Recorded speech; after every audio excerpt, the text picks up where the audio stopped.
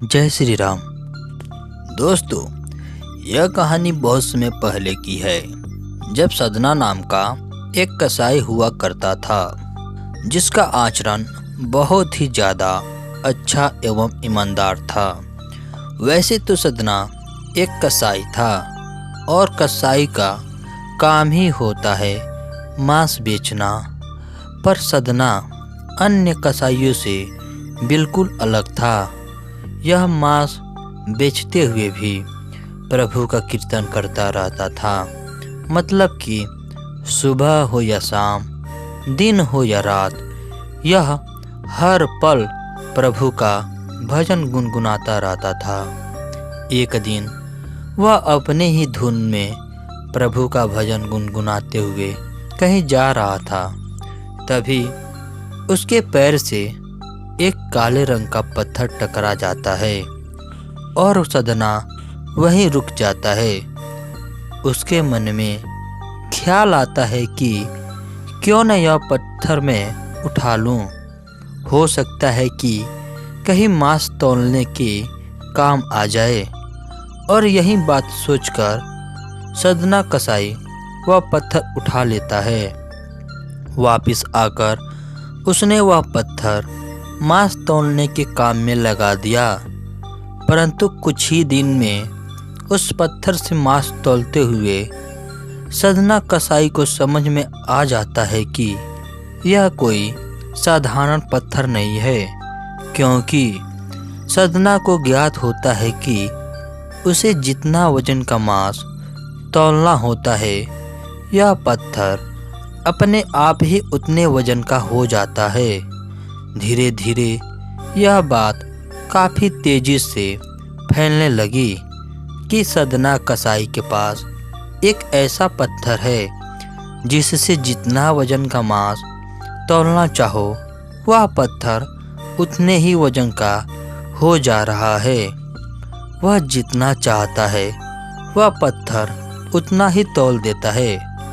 अगर किसी को 1 किलो मांस चाहिए तो वह पत्थर 1 किलो के वजन बराबर ही तौल देता है, और किसी को 2 किलो मांस चाहिए तो वह पत्थर 2 किलो के बराबर तौल देता है। इस चमत्कार के कारण उसके यहाँ लोगों की भीड़ जुटने लगी। भीड़ जुटने के साथ सदना की दुकान की बिक्री और चर्चा दोनों ही बढ़ गई। यह बात एक शुद्ध शाकाहारी ब्राह्मण तक भी जा पहुंची। हालांकि वह ब्राह्मण ऐसी अशुद्ध जगह पर, जहां पर मांस काटा एवं बेचा जा रहा हो, वहां पर जाना नहीं चाहते थे। परंतु चमत्कारी पत्थर को देखने की उत्सुकता उन्हें यहां तक खींच लाती है। दूर से ही खड़े होकर वह ब्राह्मण सदना कसाई के मीट तोलने वाला चमत्कार देखने लगे। उन्होंने देखा कि कैसे वह पत्थर हर प्रकार के वजन को बराबर बराबर तौल दे रहा था। पर जब ब्राह्मण ने उस पत्थर को ध्यान से देखा तो उनके रोंगटे खड़े हो गए और वह सदना कसाई के दुकान की भीड़ खत्म होने का इंतजार करने लगे। और जैसे ही भीड़ खत्म हुआ, वह ब्राह्मण तुरंत सदना कसाई के पास जाते हैं, जिन्हें देखकर सदना कसाई खुश हो जाता है और आश्चर्यचकित भी। और बहुत ही नम्रता से सदना कसाई उन ब्राह्मण को बैठने के लिए स्थान देता है और पूछता है कि वह उनकी यानी ब्राह्मण की किस प्रकार से सेवा कर सकता है। ब्राह्मण बोले कि तुम्हारे इस चमत्कारी पत्थर को देखने तुम्हारे दुकान पे आया हूँ, या यूँ कहूँ कि ये चमत्कारी पत्थर ही मुझे खींचकर तुम्हारे पास ले आया है। और बातों ही बातों में उन्होंने सदना कसाई को बताया कि जिसे तुम पत्थर समझ के मांस तौल रहे थे, दरअसल वास्तव में वो शालिग्राम जी हैं, जो कि भगवान के स्वरूप होते हैं।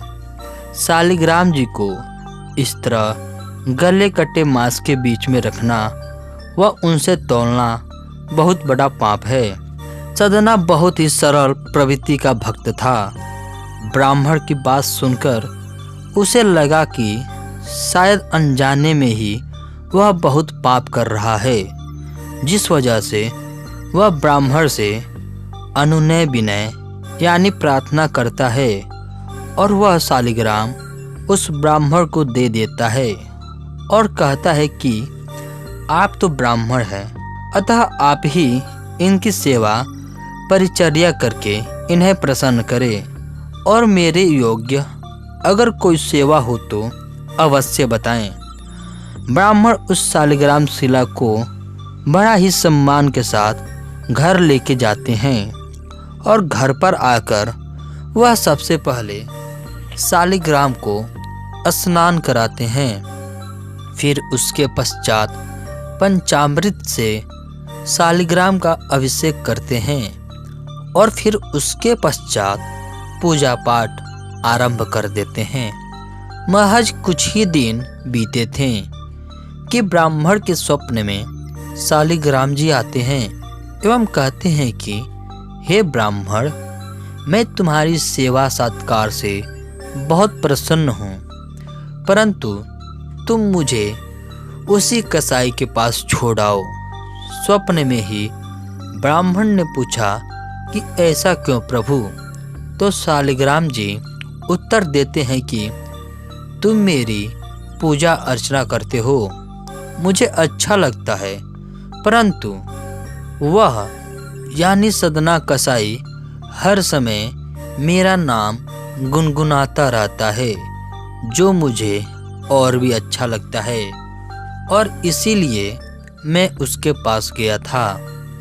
ब्राह्मण अगले दिन ही सदना कसाई के पास जाते हैं और जाते ही कसाई को प्रणाम करते हैं। यह देखकर सदना को बड़ा आश्चर्य हुआ, जिस पर वह ब्राह्मण से खुद को प्रणाम करने का कारण पूछने लगते हैं। तब ब्राह्मण उन्हें सारी बात बताते हैं, जिसे सुनकर सदना की आंखों में आंसू आ जाते हैं और उसी समय से सदना ने मांस खरीदने एवं बेचने के कार्यों को तिलांजलि दे दी और खुद से प्रण लेते हुए कि अगर मेरे ठाकुर जी को कीर्तन पसंद है तो आज से मैं कीर्तन ही करूँगा।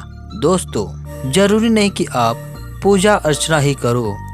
आप अगर अपने आराध्य को ऐसे ही मन में गुनगुनाते रहोगे तो भी आपको पूजा से भी अधिक फल मिलेगा, क्योंकि अपने प्रभु को गुनगुनाने का कोई भी समय खराब नहीं होता है, चाहे वह दिन हो या रात, सुबह हो या शाम, जागते हो या सोते, हर वक्त आप प्रभु का नाम गुनगुनाते रहो। कभी न कभी तो आपकी भी किस्मत सदना कसाई जैसी खुलेगी, कभी न कभी तो आपके प्रभु आप पर कृपा जरूर करेंगे। दोस्तों, अगर यह कहानी आपको अच्छी लगी हो तो इस चैनल को जरूर सब्सक्राइब करें, क्योंकि हम ऐसी ही प्रेरणादायक और आध्यात्मिक कहानियाँ लाते रहते हैं। और अगर आप भी हमारे सामाजिक कार्यों से जुड़ना चाहते हैं तो दिए गए QR कोड को स्कैन करके आपकी जो भी इच्छा हो वो राशि हमें सहयोग जरूर करें। बाकी भगवान आपका भला करे, आपके एवं आपके परिवार का मंगलमय हो। जय श्री राम, जय श्री राधे, जय महाकाल।